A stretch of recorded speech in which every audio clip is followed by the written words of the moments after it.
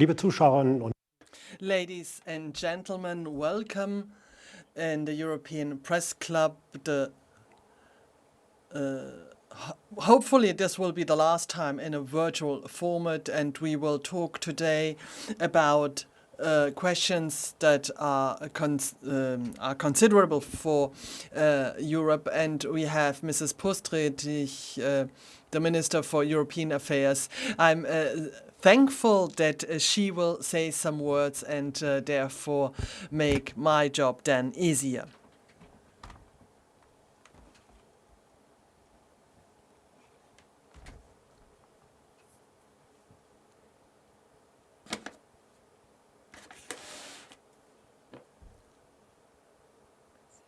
Ladies and gentlemen, dear viewers from home, I welcome you to another issue of our European Press Club.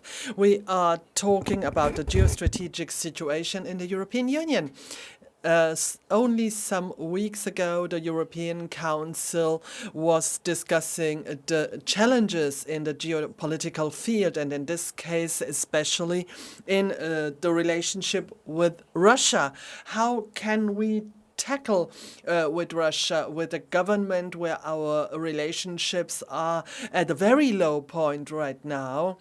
And on the other hand, Russia is an important partner in the economic field, and we couldn't agree upon an agreement, and therefore it is important that we take our position. And I'm very happy that the Bundesrat, together with my colleague, I was sent to the conference about the future of Europe, where we will be talking about these important topics. And right now it is very important that we have a clear position with Russia, China, but also to the US. And therefore we will talk about all these topics during our press club. I'm looking forward to the discussion, and Michael Stabenow will lead and be your moderator, and I hope you will have an interesting meeting in this afternoon.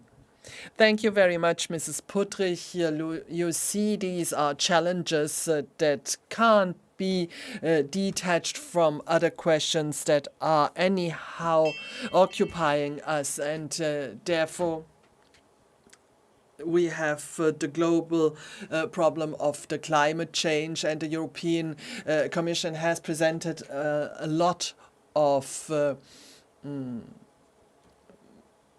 things that have to be done, and we are also talking about Corona. It's really difficult, a lot of work now at the beginning of the EU presidency of Slovenia. I have Petra von Wüllerstorff here. It's now 15 years that she is in the press, working here for STA, the Slovenian agency, and there you have to research very thoroughly. So welcome. On the other side, Diego Velazquez, we know him all. Obviously, he is from Luxemburg, but he is speaking more than only Luxembourgish. Together with Petra, he is a single fighter, the Luxemburger Wort. They have as many newspapers sold as built in Germany. And then from Lithuania, we have Mr. Drombauskas, who since 2 years is working here in Brussels. Unfortunately, he can't be with us here in the room. He is the leader of IQ, a monthly publication where we are talking about economy and culture, and alpha.lt, the website. So who is able to speak Lithuanian? Just click in and you will see how he is working. Now, with the three colleagues, I will try to check all these topics. the lingua franca in Brussels, at least for the last 25 years. So before you arrived, so we will try to manage in a language which is not our mother tongue, but since everybody has to speak in different language, it might make things on an equal footing. We talked about the Slovenian presidency. Petra, perhaps if I start with you, what are the main challenges, the main subjects? I mentioned some, but from a Slovenian perspective. Okay. First, thank you for the invitation. It's a pleasure to be here with you. Well, I think one theme that will definitely define the Slovenian presidency, as many presidencies before, is pandemic. I mean, we'll still have to deal with we hear a lot about Slovenian presidency being a possible bridge between a hardcore pandemic times and going back to some kind of normality. And we'll see in the future if, when looking back, this image will be the one that will stay in our minds. It doesn't really depend on the Slovenian presidency whether that happens or not, because we have to see how the pandemic unfolds. But it is a big, I think, when you try to organize and manage things, it's a big burden, actually, not knowing what will happen and how things will go on. And that's one, I think, very important characteristics of the presidency. And of course, everything related to COVID will be under the spotlight, like work, legislation related to the health union, recovery. The plan is to approve more than half of the national recovery plans now until the end of July, and this will still go on, this theme will go on throughout the presidency. And then resilience is very much underlined as well in this context, cyber particularly. And this will be, I think this will be the main focus. And of course, as you mentioned before, this huge package that was presented yesterday, Fit for 55, I think this will be the main legislative file that the presidency will have to deal with. Is there a specific Lithuanian point that they put on the agenda? I mean, very often, if you look, we will talk with Evaldas perhaps about relations with the Eastern neighbors, Eastern Partnership. That's what they like to put on the agenda. What about Slovenia? I think one topic that's very Slovenian is the Western Balkans, of course. Mm-hmm. And I think that here it's really, there's a chance, a slight chance, but a chance that maybe things move forward. I think there's a genuine effort and desire there to move things forward, especially when it comes to Albania and North Macedonia. Of course, a lot depends on the Bulgarians, what they do after the elections. We see the picture there is not really clear. And first you have to have the interlocutor on the Bulgarian side to do anything. I mean, the presidency itself can't do much without having two interlocutors on both sides.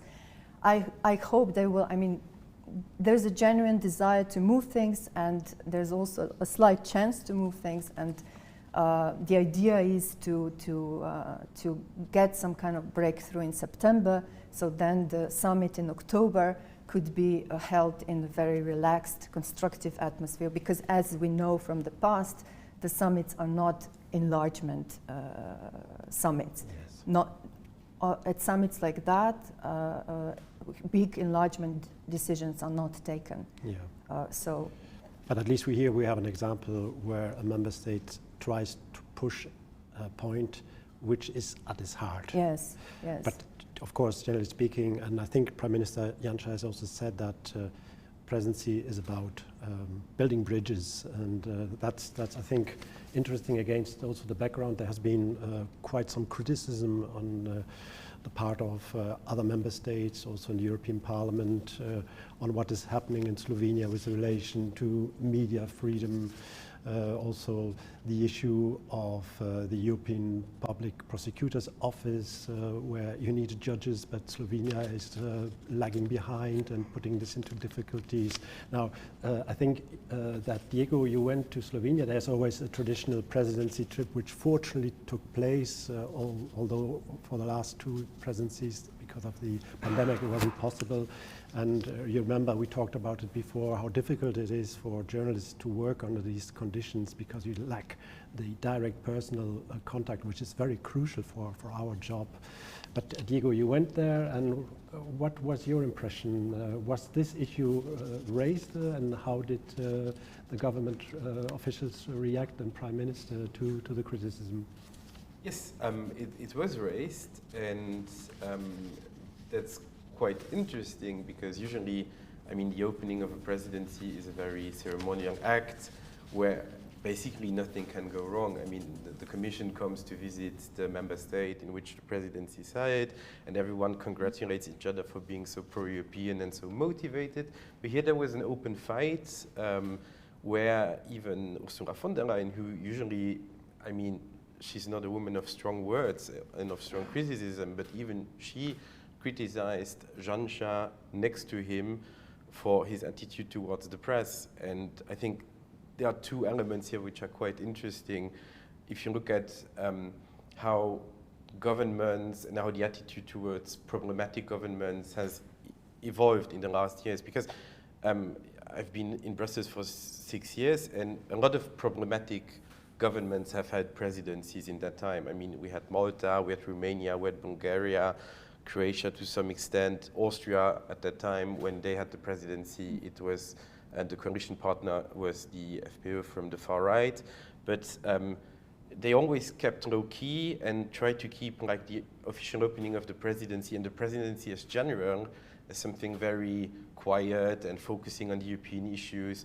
But here a fight broke out, and I think there are two elements here. The first one being Janša decided to bring that issue up because he very aggressively, when he was talking to us, put forward, said, I'm not doing anything wrong, everyone is against me, you have to understand. So really he wanted to Europeanize his point, which didn't work because if you're so aggressive about one point, you actually make yourself suspicious. But I think more structurally, what is interesting is this opening took place about 2 weeks after the European Council, where members of the European Council openly criticized Viktor Orban for what he was doing in Hungary. So I think that there is a taboo that got broken, where heads of government start criticizing each other and not protecting each other, which was the dynamic before. And I think without that, what happened in Slovenia would not have happened, because I think that the pressure of saying things that are not okay out loud got into the Commission, and Ursula von der Leyen or the Vice President Franz Timmermans clearly verbalized it, which is something that 2 years ago would maybe have been raised inside the meeting, but everyone would have tried to keep appearances at the press conference. And I think here we are in an interesting moment where, we don't hide things under the rug, but even if we're in a very diplomatic setting, things have to be discussed openly. And I think this is interesting because there is maybe a structural change coming. This is something very new to me. Yeah, and that's something that you witnessed on your visit to Slovenia. It was the first time. Yes. As I said, I've been to visits with other problematic governments, but it was never that open. Yeah. But interesting is really here the relationship between the domestic and the European scene and how it's been received on the European scene, and that's that's right. I think compared to what has happened before, also with regard to relationship with Viktor Orban, who's quite some character. I think everybody would agree this is a new development. Before turning to Evaldas, perhaps more on that domestic aspect. It was interesting when Prime Minister Janša came to the European Parliament. his tone was, I think, a bit quieter and conciliatory, and also the reactions by MEPs were not as harsh as one could have expected, at least from some quarters. Is that right? Is that an impression that is correct? And how is it being received domestically in the political scene in Slovenia? I don't know if I would totally agree there. I mean, it's true he was very calm, he was in control, he was very conciliatory, but we heard, I think in the parliament, we heard a lot of whataboutism. You know, you mentioned the European delegated prosecutors yourself, and like 5 political groups out of 7 asked the Prime Minister to nominate 2 European delegated prosecutors as soon as possible. And when he was confronted with this question at the press conference, he replied, yeah, but why are we, and it's an important issue because it's a new European project and it's about protecting EU money. So it's an important issue. And while confronted with that question, he said, but why are we talking about these two delegated prosecutors? What about people rotting in prisons in Belarus? Yeah. And another thing that he also said, for example, was, we should all talk, we should listen to each other, our opinions matter. And he said at the same time that all 7 political groups are equally legitimate. And that, I think, raised quite some eyebrows, you know. And domestically, I don't know, I think everybody saw that as a classic Janša. And whether it influenced the political situation in Slovenia, no. And while we are talking about that, maybe I can say that the situation is now again tense. The political situation has been tense since March. It's again tense. There was a government legislation act that fell at the referendum on Sunday, so now they're calculating again the votes to see, the opposition is trying to see again whether they have enough votes to take over. So the situation at home in Slovenia is tense at the moment, and it's very uncertain what will happen. But if you take the example of Hungary and Poland, the issues pushed domestically are very much also fueled by using prejudices against the European Union, because there's a Eurosceptical view which is widely shared by part of the population. Is that the case also, that Janša is using Europe in order to reinforce its stance at home? Not so much, or maybe we are getting more of that than we used to. It's not really clear what the European future of his party is, whether he will stay in DPP or go further right. I think during the presidency probably nothing will happen, but afterwards I wouldn't be surprised if he goes elsewhere.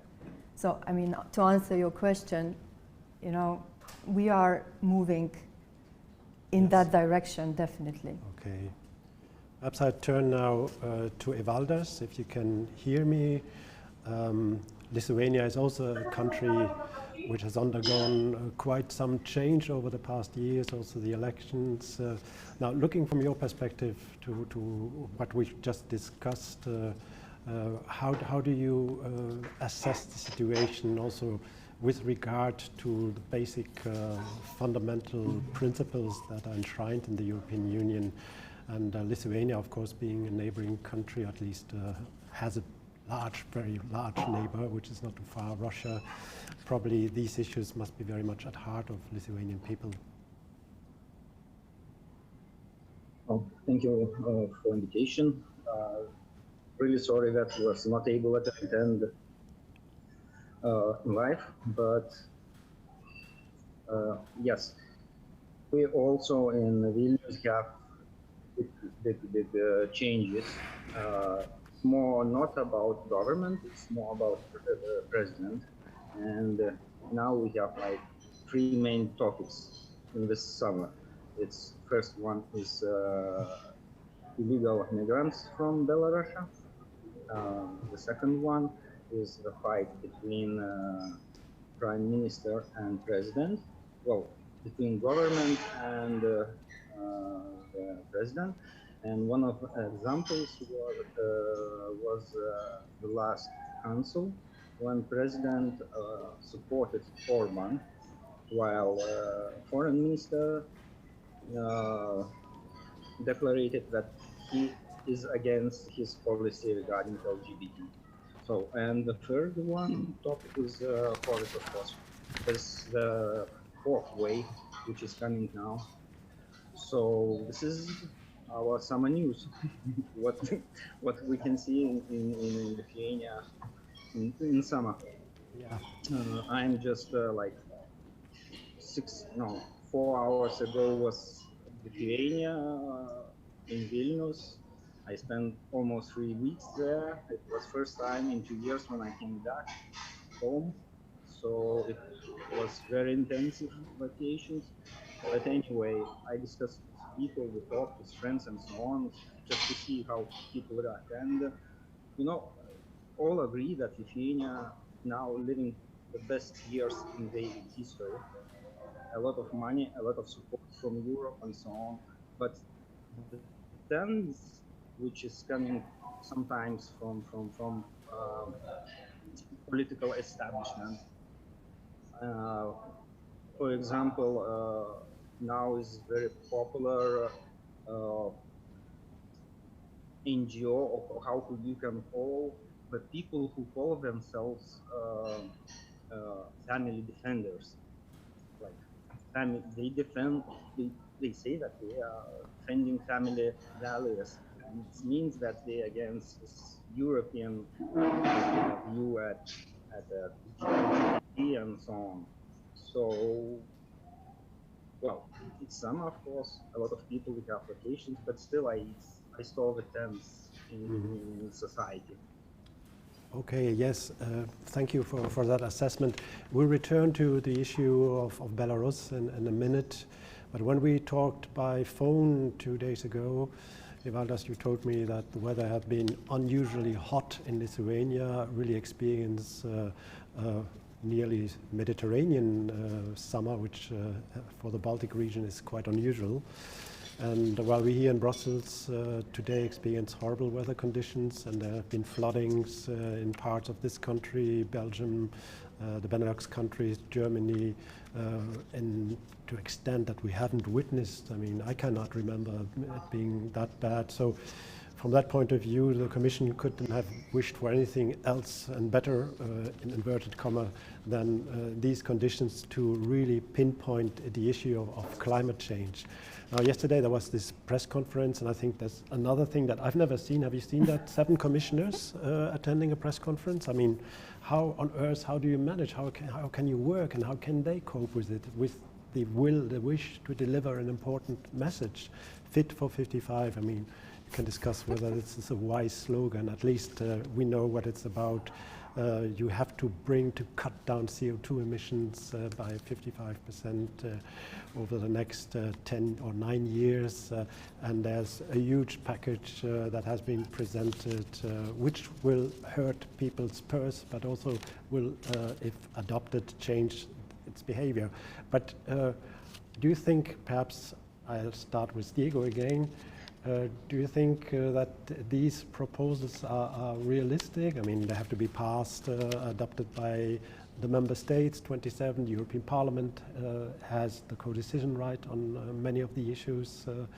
There was a row within the Commission. They didn't agree. I mean, where will that lead us? I think here there are 3 elements I would like to point out. First of all, as you said, are these proposals realistic? I think we're a bit beyond that discussion if you look out of the window. I think this has always been a key conservative argument when it comes to actually putting a brake on environmental policy. This is not realistic, this is expensive, this is too radical. But with that narrative, we actually come to a point where nothing but radical solutions will be realistic or are realistic. So I think that actually now this discussion about realism is a bit becoming obsolete. And now everyone can see it. I mean, houses are breaking down in Wallonia because the floods have gone to the first store, to the second store. So it's so extreme and it's so obvious that the question of realism is a completely different one, because actually it's unrealistic not to do anything. So that's the first point. The second point is, and that's the topic of today, the geopolitical and geostrategic aim of it. Interesting in this package is also what it will do outside of the EU. And I think that it's actually a good thing and an interesting thing that the EU is the first mover who puts forward as the first part of the world a really comprehensive legislation that other parts of the world will have to adapt to if they want to export things to the EU. So this is actually where our geopolitical aim is actually happening. But it will, of course, only happen if we manage to do it, so if we internally agree on how to do it. And here you spoke about the law that there was inside the Commission, which only reflects the law that there will be among countries. So it's quite a logical thing. And here one has to, I think, criticize Ursula von der Leyen, the Commission President, because there is one element that was particularly clear, which is that she extended the emission trade system to the car industry, which is something that is super controversial, that mainly only a few Scandinavian countries and Germany wanted, and she took their part. Because obviously it's, if you want to say who will pay for the change, well, if you choose that system, it's mainly the people who will pay and not the industry, or to a way far lesser extent the industry. And this is a political issue, and she chose the side of Germany and the German car industry, which I think it's normal that it's controversial and it's a good thing. And I don't think it was a wise choice, and that puts a bit more the more general question of the figure of Ursula von der Leyen, who very often sides with German position. But nonetheless, I think that my two first points about we have to do it now, and a lot in the package is logical, has to be done. It's basically sharpening what we did anyway, but have to do it quickly and more radically. And this to be an example for the rest of the world, and also imposing a bit our system on the rest of the world when it comes to climate policy, I think are very important and legitimate things. And the third point is an internal question, which is interesting and which should be discussed, because this is an internal political issue within the European Union. Well, I mean, here we could go on as well for hours. Perhaps, Petra, this is also a challenge for the Slovenian presidency. I mean, these things won't be adapted, but at least they have to try to get the discussion going and to try to structure it. Now, I know Slovenia knows something about floodings. I think the River Drava, I've seen it myself, can be quite some stream, quite a river when it happens there. But surely it must be also a concern in your country. Yes, of course. The floods are also, protection against floods is also a very important part of our recovery plan, national recovery plan. It's like, it's a big issue, yeah. And I agree with Diego that we shouldn't be talking now about how realistic it is, and just remember that the political commitment was given. This is just the plan how to execute the political commitment. So, I mean, and of course there will be opposition among the member states, industry, everything. And maybe one point just to add to what Diego said, it's really important, like, not to forget the lesson of yellow vests in France, and really make sure that it's just, because otherwise, as you hinted to, you know, people shouldn't take the burden of this transition, because otherwise there will be like, it will just came back to as a boomerang, you know. But yeah, for Slovenia it will be, I think, the most important file. There's talk about that this is like a legislative tsunami that will come now. And the plan is to have a progress report until the end of the year. That there's not much that they can do. And they will start immediately. There will be already the first debate next week in Slovenia at the informal environment meeting, ministers' meeting. A classical presidency role of trying to structure the issues and bring them slowly but surely forward. I mean, you mentioned the yellow vests. There might be some in other countries than France, but they might be out on the streets. I'm looking at Evaldas. I mean, for so-called new member states, I know Lithuania has been in the EU like Slovenia since 2004. That's quite some time ago.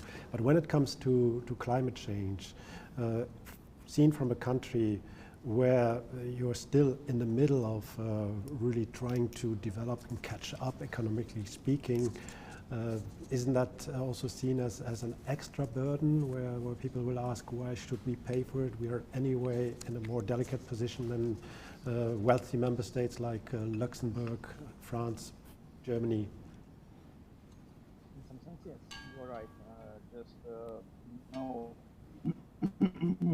After the fall of Soviet Union, Lithuania lost almost all industry. So our emission is not very bad. Only if we talk about transport sector and maybe farming, it's not so good. But it's not so big problem in Lithuania as, for example, in Poland or Czech Republic. Another thing that I think that Lithuanians are a little bit skeptical about this whole Green Deal. And some people, of course, see opportunities to make good business. It's like, I guess, everywhere. It depends on your view, on philosophy, and so on.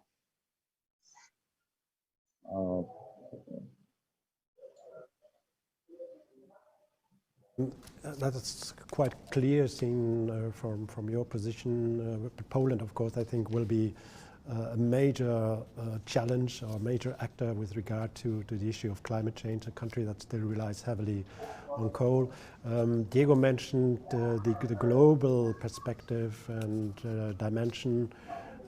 One issue I think that's quite interesting we might go into, that was also mentioned by several people like Franz Timmermans, the responsible Commission Vice President, that there is an interest with regard to global competition for Europe and European business to really embark more seriously on these new environmentally friendly technologies, which of course eventually needs to be spread globally.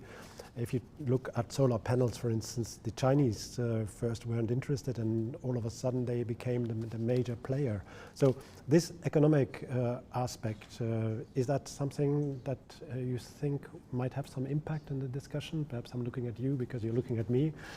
Diego?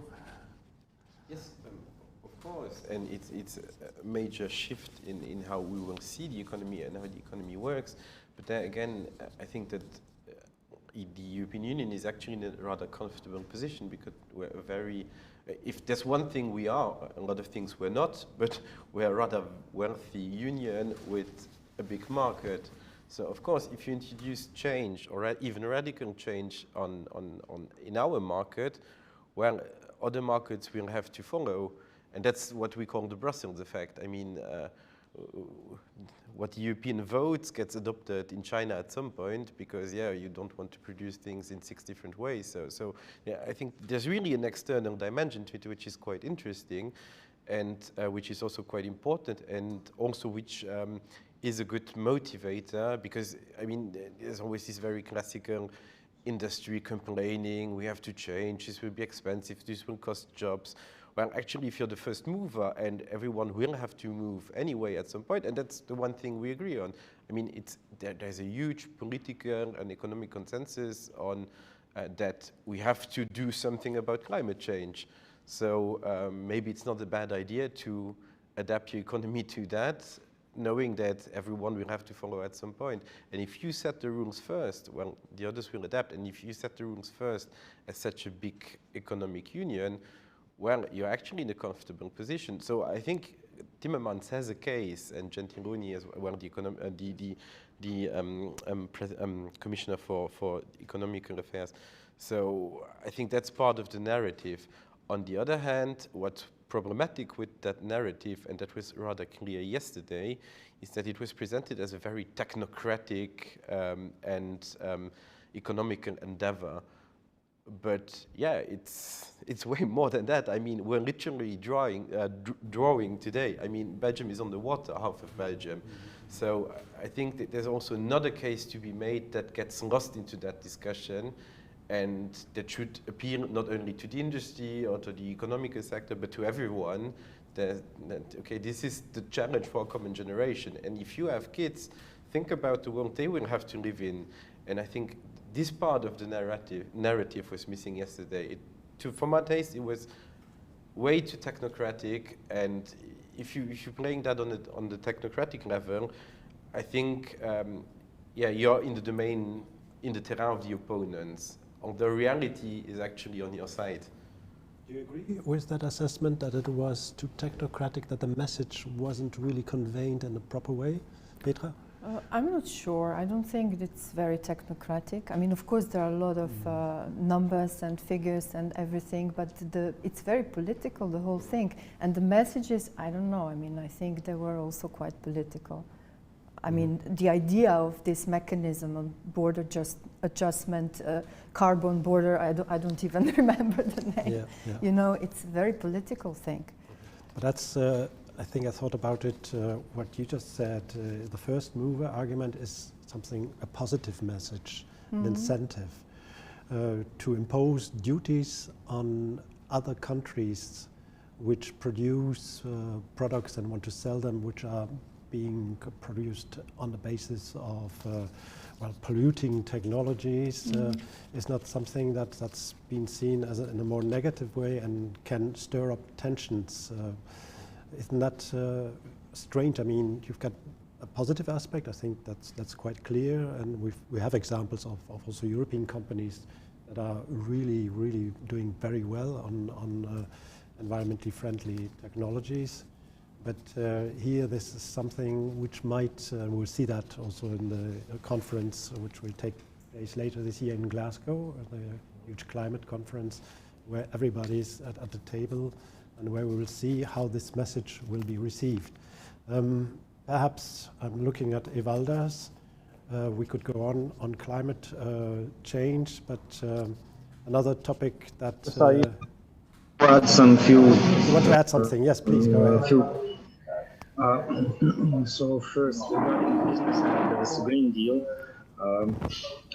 well, I don't think that business people are not smart, but still we see a lot of businesses still working on the same not green technologies. So the main thing, I guess, for Commission and not only for Commission, to explain what they will get if they will make the business greener. And it's not only for businessmen, I guess, it's also for society. And I'm not sure what happened yesterday, or because, as I mentioned, in 3 weeks I was on vacation. But I remember once Timmermans and Sinkevičius were presenting some other green action, green strategy, I don't remember exactly. And one journalist asked him how much it will cost. The answer was like, it will cost less than if we would not do anything. You know, when we go to the market, to the bar, we're asking the price. People are not saying that the beer in Fluxus is cheaper than in Grand Plaza. So this is my point. Thank you. We are all human beings, whether we're on holidays or not, on vacation, not, of course. We look at the best value, best gain, and we don't look very much into the future. I mean, now, today, as Diego pointed out, with half of Wallonia, of Belgium being flooded, all of a sudden you realize, oh, we should really think more seriously about what is happening. But I mean, if you look at it, this is an issue that has been around for a number of years, and still it's so difficult to move things forward. I mean, the issue of carbon leakage, which is related to the problem that you have other areas where the rules are less strict and people can produce things, is something that has really paralyzed the discussions also from a European point of view.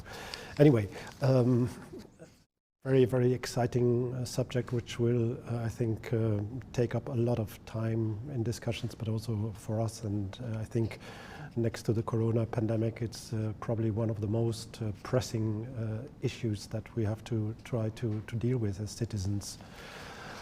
The migration package is another one. I think casse-tête, they say in France. It's in French. It's very, very difficult challenge for Slovenia, and Slovenia has been also in a delicate position, a squeeze between Croatia and Austria in 2015 and 16. But it will be difficult. How do you think that the presidency can stir in some new dynamic into the discussion? I think, I mean, we have to get to the point here, which is the relocation problem, the obligatory quotas that since 2015 actually are causing a divide between member states. It was, I think, not a smart idea from Juncker to propose this kind of measure. And although now we have a new migration pact, we are still, the situation here is still, it's not going anywhere. It's blocked. It's totally blocked. I think they're trying to, the Portuguese presidency before and now the Slovenian, they're trying to be a bit more optimistic about it, saying, okay, we are going forward, like the Portuguese presidency got the agreement on the asylum agency, and now the Slovenian is trying to get the agreement on the Eurodac, the fingerprints data bank. But that's not it. I mean, the main problem is relocation. The main problem is how to share the burden, how to show solidarity, and there we are not going to move anywhere in this next 6 months, I'm sure. And the question is if ever afterwards we're going to move.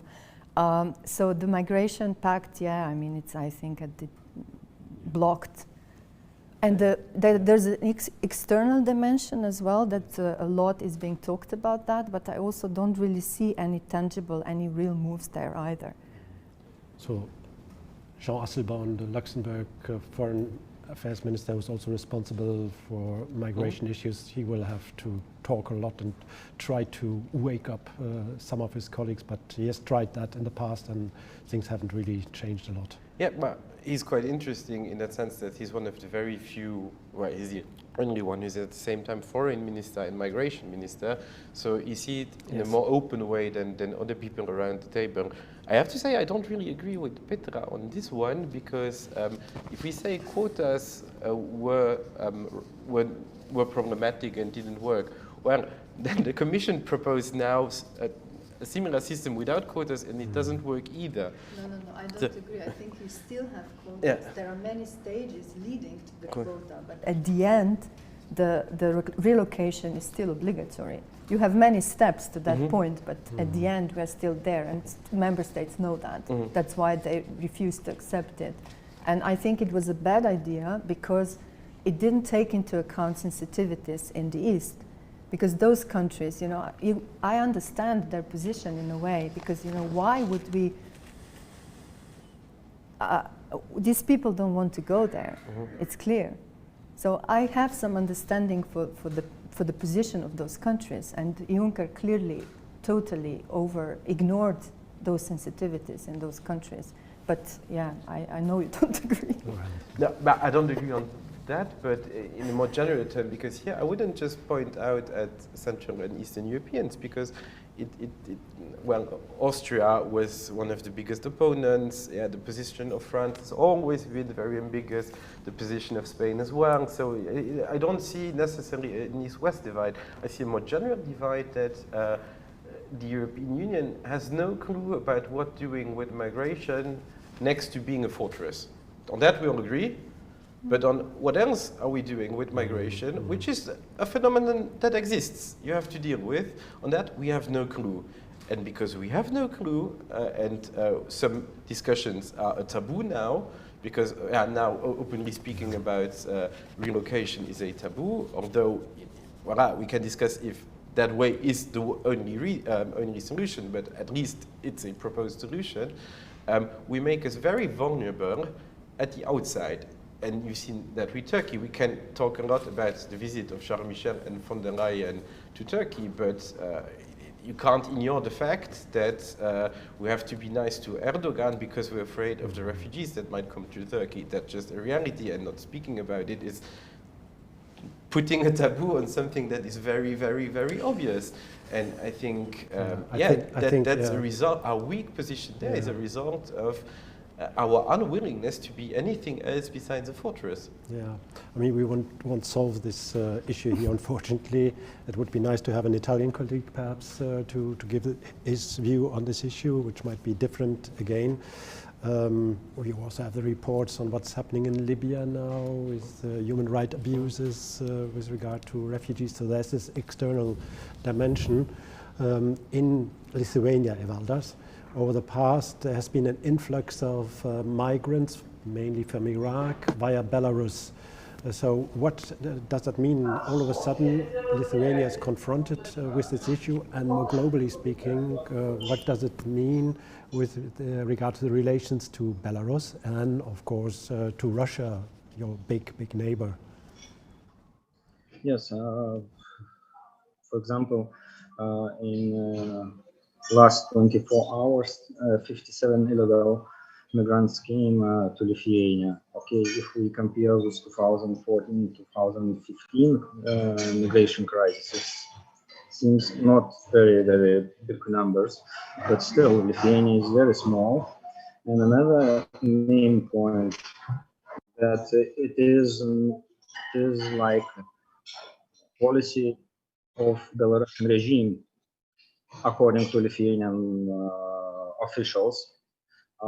Planes are flying to Baghdad, to Syria, to other conflict zones, or not conflict zones, maybe sources of refugees, and they're taking people to Moscow or to Minsk, and afterwards they bring them to the border with Lithuania, and they're crossing it.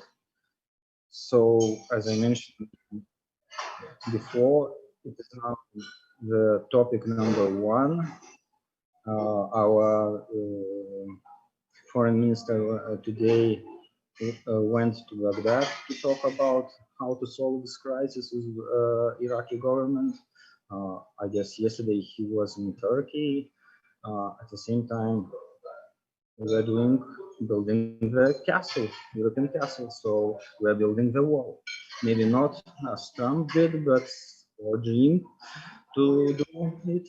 But yes, we're building the castle, and of course, Frontex, Lithuanian military, all institutions are working on this issue.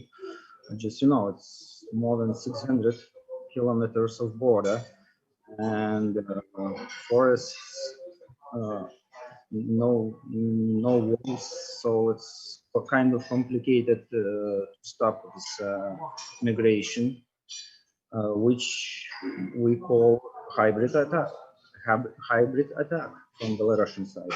So, in short, the issue of hybrid attack, I mean, the Belarus President Lukashenko, of course, he knows how to really make things complicated for Lithuania, but also for the rest of the EU partners.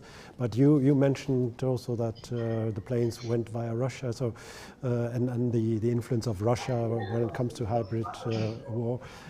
How do you see the relation between the European Union and Russia? And more specifically, there was this idea raised by Chancellor Merkel and President Macron to have a personal meeting with Putin, and Lithuania was amongst the countries that went against it. Can you give us an assessment of that, and what does it mean for future relations with Russia? Well, if relations with Belarus is very complicated, so with Russia, I think it's very, very complicated. And honestly, I don't have any solution. On one hand, it's like we cannot live without Russia. Europe cannot live without Russia. Just build the Trump wall. I mean, in political sense. On other side, you can see what is going on in Russia. Navalny, other cases. We'll see that in the September. We'll see in the September parliament elections in Russia, Duma elections, and it's getting worse and worse. So everyone is in that room in the council was right. Lithuanians, Polish, other Baltic states were against meeting with Putin and so on. But a lot of other countries, I guess about 20 of them, were kind of okay or proposing this idea. So can turn to Diego to ask about your assessment, not from the point of view of the 20, but compared to what the member states have said. What does it mean actually? Isn't that in the interest of Putin and the Russians to have a split within the EU 27? Yeah, and obviously it's very easy to do, and that has to make Putin laugh, because, I mean, the last European Council, I thought at some point I was elucidating, because during one part of the night, half of the EU lectures Orban about his anti-homosexual and transsexual law, and the other half of the night, half of the EU wants closer ties with Putin's Russia, and the Hungarian law is a copy-paste from the Russian one. So at some point you have to be coherent. And I think we were talking about the East-West divide. That is where it's happening, because if France and Germany and Luxemburg and other countries don't take into account I'm not saying the sensibilities and the fears, but the expertise there is in Central and Eastern Europe with dealing with Russia, it's just a total lack of respect. And I mean, I'm amazed with how Emmanuel Macron can picture himself and present himself as the one who got the brilliant idea of restarting contacts, restarting dialogue with Russia. Well, every French president I know in my history has said that, and every French president has failed. So it's very naive to me, and this is not about thinking geopolitically. This is about, and there we have to be honest, it's about France, Germany, and Luxembourg, and other countries as well, just pushing for their economic interests over, I think, the political interest of the European Union. And I fully understand the frustration there is in Eastern Europe about that, because it's just a lack of respect and a lack of expertise. And we're just looking beyond that and say, yeah, we know what there is to do. Look at the Americans. But no, yeah, the Americans are not in the same situation. And I think that there we're very, very weak on the inside, and that will be, I think, and Nord Stream 2 is the materialization of this issue. I think this is also part of the Merkel-Macron legacy, that on this question we were not only ambiguous but counterproductive. But Petra, President Biden, he went to Geneva to meet Putin, and that was apparently okay. And we all know that Ukraine is still in a very heavy conflict with Russia in eastern Ukraine. The annexation of the Crimea is an issue that won't go away. And yet something has to happen within this global scene. And if we stand divided as EU 27, again, this will only weaken ourselves. Yes, I mean, I agree with what Diego said, and I agree with what all three Baltic leaders said when they arrived to the summit. You know, they were like surprised. They were taken back by the fact that after what happened to Borrell in Moscow, after that episode, unfortunate one to say at least, you know, EU is now giving concessions. That's how they described it. Like Putin doesn't understand language, this kind of language. He doesn't talk like that. If you give, after what happened, if you then go with concessions, you know, this will, I mean, I don't know. I don't know how to deal with it, honestly. But the way it's going, I think it's not really going well. Okay, but perhaps let's put it a bit further into the really global context. President Biden was in Brussels. He attended the NATO summit meeting. He also saw leaders of the European Union. Do you sense a major difference already, or is it still difficult with the transatlantic? I think there is a huge difference in the atmosphere and the tone. I mean, of course, everybody who followed meetings with Trump, you know, there was this high degree of nervousness at the NATO and in EU. Nobody knew what to expect. They were all nervous, you know, like what will happen. There was big drama always. Like I remember the NATO summit when there was like talks whether he will just walk away or US will leave, or I don't know. So there's a huge difference, of course, when it comes to the tone, to the atmosphere. There are still some questions like defense, trade policy, climate, trade, that are not, two sides are not on the same page. It's clear, even though the breakthrough with Boeing and Airbus was like marked the summit. But I also think it was telling that Biden was not there at the end at the press conference, that only von der Leyen and Michel were there and no Biden. I mean, okay.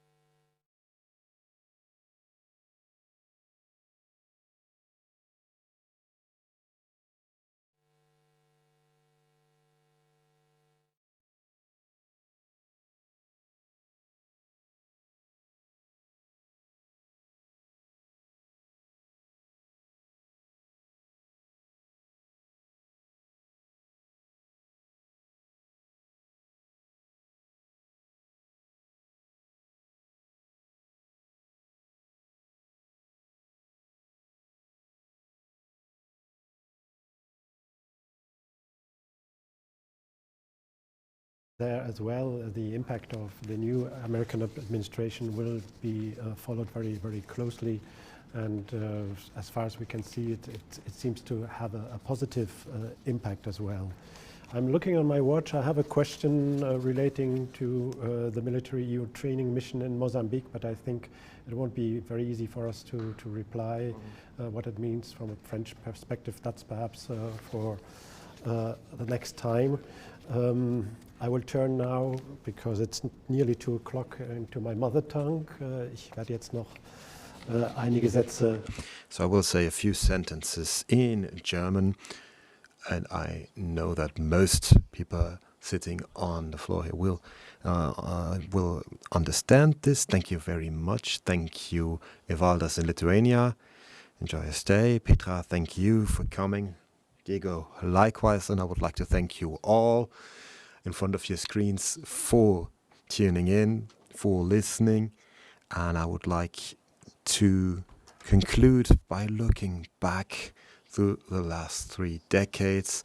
That's also supposed to stress why it's so important to have journalists from Luxembourg, Slovenia and Lithuania with us, because in the summer of 1991, the independence of Estonia Latvia and Lithuania has been officially recognized.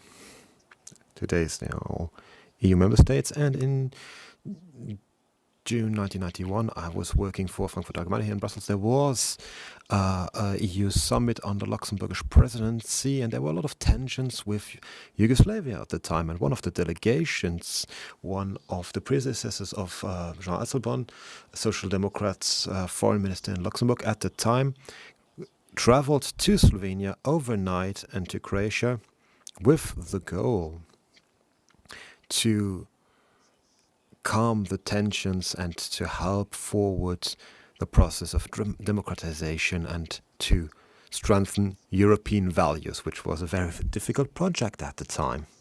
And in the end, this contributed to opening way to the European Union for the Baltic states, for Slovenia, and in the end also for Croatia. And I think this was about the things that make us the European Union, what the European Union should incarnate in these difficult times, because this is a community of European values.